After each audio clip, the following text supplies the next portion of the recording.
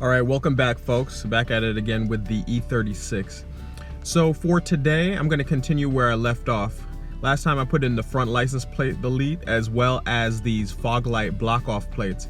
So today I'm going to put on a front lip at the bottom. I think it'll tie things together, and to keep the flow of things, I'll also add some side skirt extensions along the side here. When I left off last time, I gave you a peek at the front bumper. So here it is under the car. But lastly, to finish it up, I'm gonna put on a trunk lip spoiler. It's a high kick spoiler. So let's take a look at the parts. So here are the parts. Let's get them open. Now, looking at these parts, it's kind of a mix of parts. In terms of the front bumper, I got this from Amazon. I think it's pretty much the same thing as you'll get from Amazon, eBay, that type of thing. When you look for non-M3 parts, this is one of the bumpers you'll see. And it affixes to the OEM one. The way it goes is essentially it wraps around. It's a compression type fit where it hooks into the bottom of the grill area, as well as where the fog lights go at the top parts. The side skirts now, I got this, frankly, I got it from a guy on OfferUp in Sacramento. I bought it for, I believe it was 70 bucks. On top, you saw that it was like a carbon fiber wrap type thing. Below, it has the pre-drilled holes and both sides there. Lastly is this high kick spoiler from Turner Motorsport. I've seen these for a while. I thought about getting it for the E36 or even the M4, frankly, but I think with the squared body lines of the E36, it'll look really good. So it attaches pretty easily from what I can see. It's double-sided tape that goes on the trunk, one on top and one where more of the license plate goes. Gloss look, but it has a film over it. You'll see what it actually looks like. For the whole setup, here it is. This is how it'll pretty much be on the car. Now, prepping things, just putting double-sided tape on the side skirts just as it is on that high kick spoiler.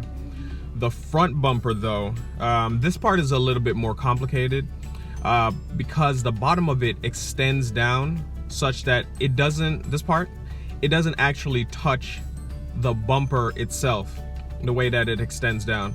So what I can do, or what I was hoping to do, was to put double-sided tape on this, you know, by here where it would actually touch the bumper closer to where the fog lights are, as well as this part here.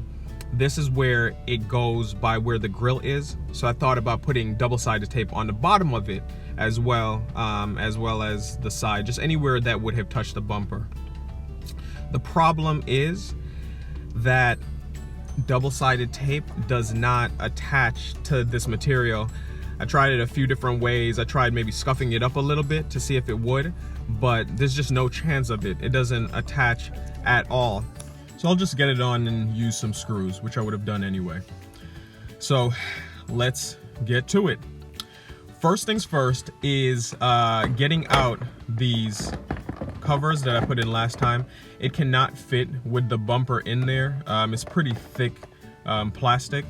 So while it goes on the bottom of the grill, like I showed you, as you can see here, and goes on, this block off plates is just not gonna work. So pop it out, wrap it around it, and it essentially just hooks on to where the cover is. To get them to work together, you'll have to do some cutting right at the bottom of the plate. All right, so with the front bumper out of the way for the most part, I'm gonna move on to the side skirts. I say for the most part because I have these screws in, but I'm gonna have to figure out the rest. In terms of fitment, you know, it kind of bows out here at the front. You can see, and underneath, it doesn't quite line up with the bumper, which I understand, right? It's because if it was sat flush, then it wouldn't really be much of a spoiler. So I'm gonna show you what it looks like underneath.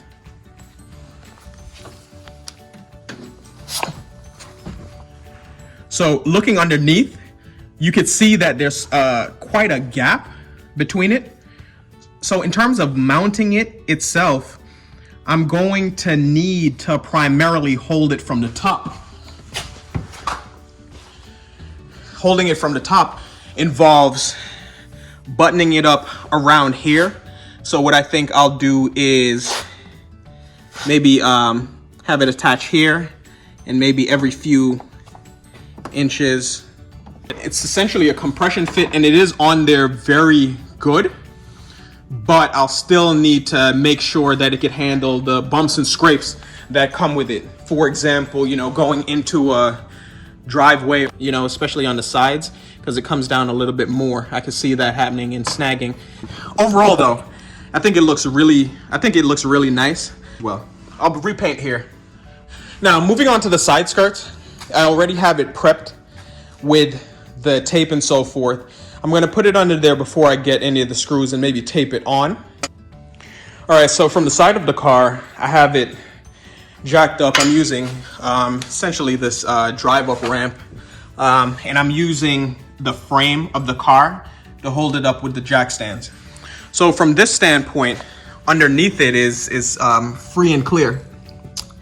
What I think I'll line it up with is right here, essentially the plasticky part. Let's see how it goes.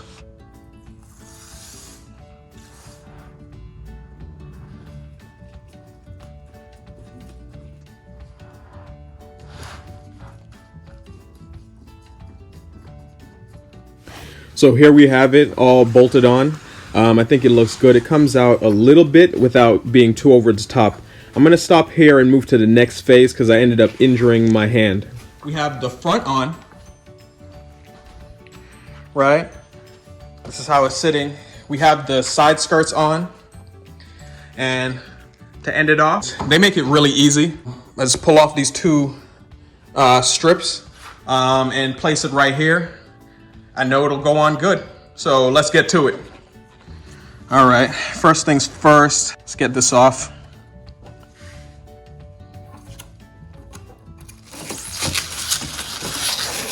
I mean, this looks really good. It's like a satin black with a slight sheen. It might be the nicest part I have on the entire car. Make sure the trunk is cleaned off. So it's gonna, the two strips, one's gonna attach along the back, the top, and then one along the back where the license plate is. So what I'm gonna do is I'm gonna wipe it down with alcohol, let it dry one more time before I place things on. And as a test fit, this is how it'll fit. Now I'll have to go to the other side to see how much space is on the other side. It's pretty close. It's not much on either side, so barely that much. It's almost like a fingernail.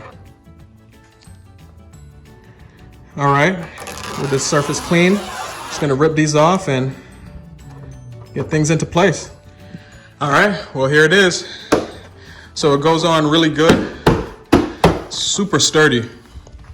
And I like the look, you know, so just to finish the look, you know, here it has the tint, it goes straight across. The back windshield is blacked out as well and leading into the trunk. There we go. Give you a view from the other side. I'll tell you, it looks really good. When I get it out into the sunlight, you'll see what I mean. But it's very cold here, and it's very much raining. But here we go.